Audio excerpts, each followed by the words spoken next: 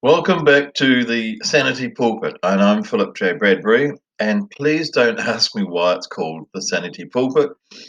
I awoke one morning and there was the idea in my head in an unguarded moment. And of course, a part of my mind started to analyze it. It sounded stupid. What's the point of that? And then the playful part of my mind just said, well, why not? So that's why it's called the Sanity Pulpit. And then this morning, another idea popped in. And then my fearful mind went, oh dear, I can't do that. You see, I've always written down my little speeches and then I've read them. And that's been safe. And it's what I do. I'm a writer. I've written millions of words and 18 books and stuff, and that's what I do. However, this morning, my playful mind said, let's just start talking and see what happens. And fear popped in, and the playful mind said, why not? So here we go. Nothing is prepared. I'm ready to speak. And as I sit here thinking about our isolation, we're all limited. We're all limited by something. And at the moment, the most obvious limitation is our location. I can't go anywhere. I'm not even allowed to walk and stop in the park. I can't, people have been fined $1,000 for going out to a car wash, washing their car. Um, all these insane limitations. And so that is what it is. It is limited, and we're all limited, and we've always been limited. Um, we've all got some sort of thing that holds us back. And if we go back to the story of Achilles and his mother wanted to make him the perfect warrior, so she dipped him in the magic river Styx. And but of course, he was perfect all over except for the part that she was holding, his ankle. And so his ankle was the vulnerable part. So he was impervious. He was impervious to every arrow and spear, except when he got speared in the ankle. And so we all have an Achilles tendon, if you like. There's a part of us that is always limited, a part of us that is always wounded. And that is how it is. And we all spend our lifetimes trying to fix that wounded part. So some of us, I've got problems with my knee and I can't walk very far. So that's a limitation. And it used to be frustrating, but now it just is because there's things I can do. I can get on my push bike, I can get on my motorbike, I can get out and do things. There's always something. And so some of us, it's money. Whatever we do, we have these businesses and they crash. We get jobs and we lose them, and we're always short of money. So that's that Achilles heel or tendon. Others have whatever it is, relationships. We try relationships and they just don't work. We look at other people who've been married for 600 years and they're always happy and holding hands and stuff. And oh, why can't I have that? And every relationship I start, it just doesn't work. That's another Achilles heel.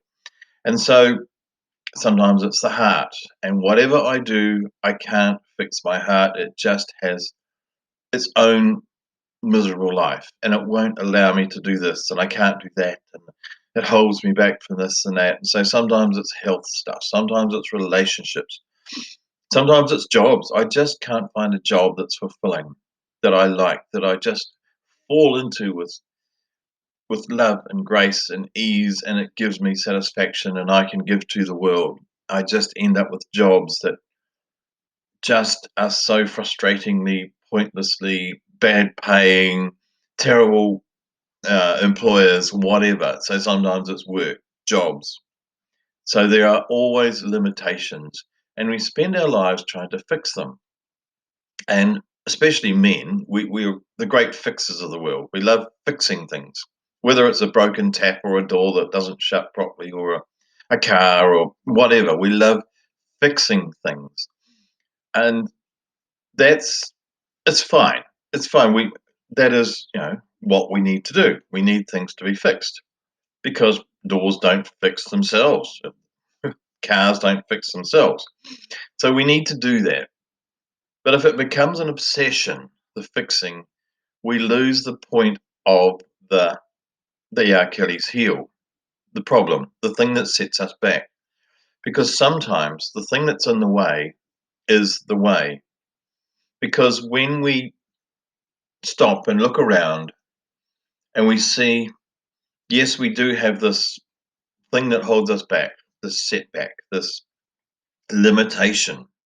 And at the moment, the limitation is being inside a house and not really being allowed to go anywhere. Hugely upsetting for a lot of people, hugely isolating, hugely separating from our normal life, from our normal community, from our normal activities. I can't just pop on I mean, my holiday at Easter right now, a few months ago, I planned to go to Tasmania, and then they closed the border to Tasmania. So I thought, oh, I'll go to New South Wales. Then they closed the border to New South Wales. And then I thought, well, I'll go somewhere else in Queensland. And then, no, I can't even go there. I can only stay here. So I got limited and I got frustrated and I got annoyed and the injustice and I can't just go and do stuff like I used to.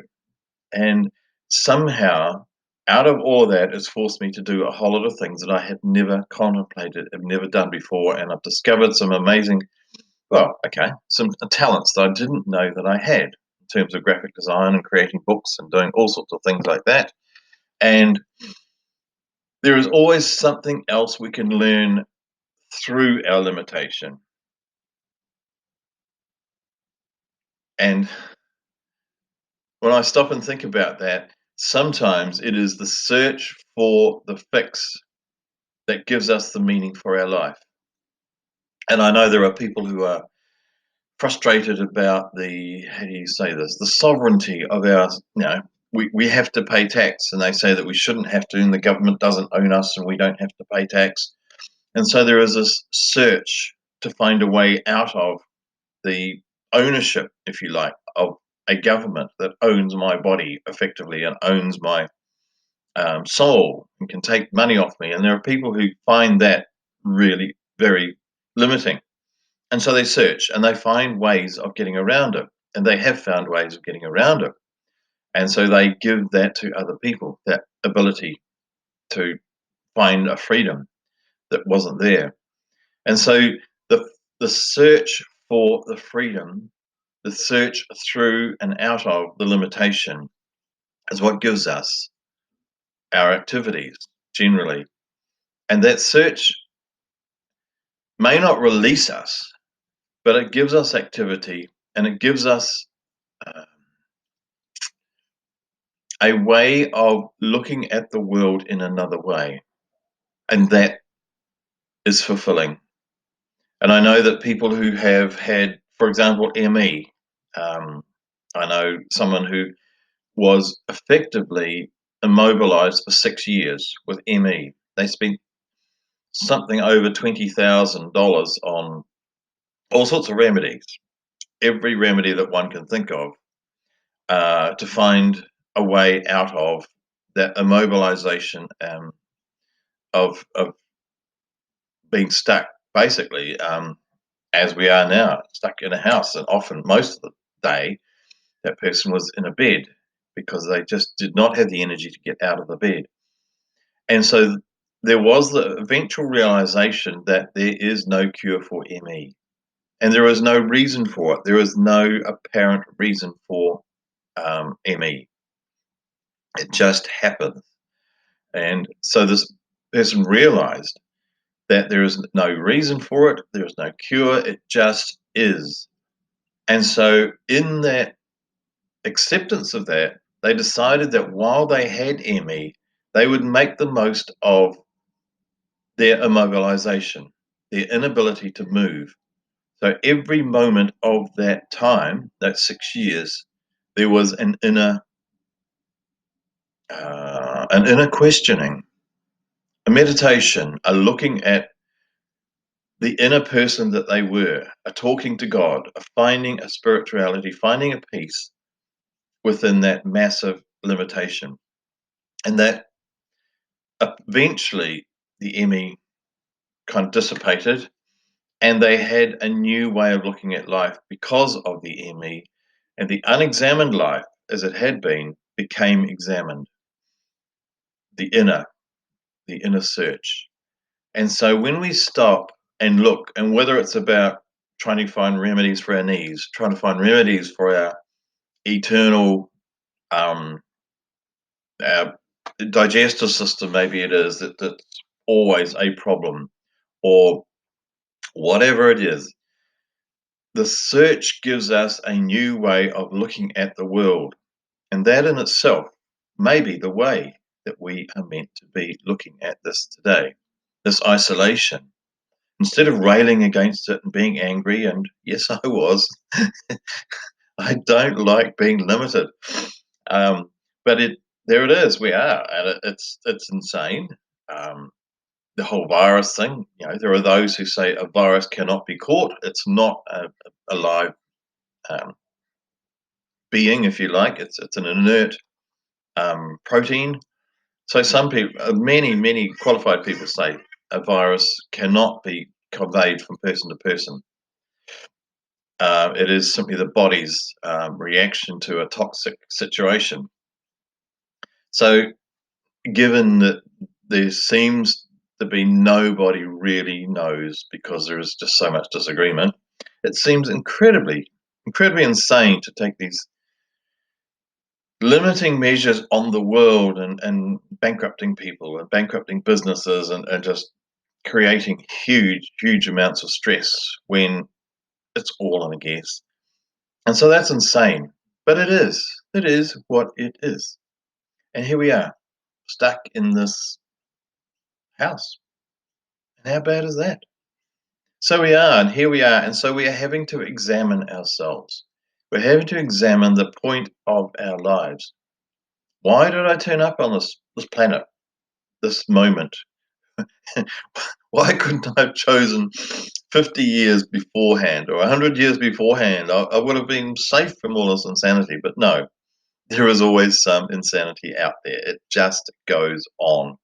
So, in spite of the sanity, or maybe because of it, it gives me pause to stop and think, what is it? Why was I here? Was there something else that I was meant to be doing? You see, when life is fine, when it's cruisy, we can play, we can amass our toys, we can play, we can buy houses and cars and holidays and clothes and whatever people do, and watch our Netflix and entertain ourselves with wonderful food and all that sort of stuff. But when suddenly some of those are taken away, we then have to stop and think and wonder, hmm, why am I here? What is the point of all of this? It's because we know, well, there are many of us who know that this isolation that's been forced on us is pointless, but it is. And much of life has been pointless and insane, and that is life. So let us look at it from another point of view, that the limitation is giving us pause to look inside. Because as Neil Donald Walsh says, if we don't go within, we go without. And so here we are today, stuck in our house, maybe allowed out for groceries, for a walk in the park, depending on which country you're allowed in. If you're in some countries, there's what are they called when you're not allowed out? Anyway, um, from 2 p.m. to 5 a.m. Some countries you're not allowed outside your house for any reason whatsoever. I'm lucky in Queensland and Australia we are allowed out much more, and but still there's restrictions. So just let us stop and pause and say to ourselves, what is in the way may well be the way, and see where that leads us. Thank you for listening. I'm not sure that was very structured or very helpful, but this is my first play at just being spontaneous and mouthing off. So again, thank you for listening, and bless you all.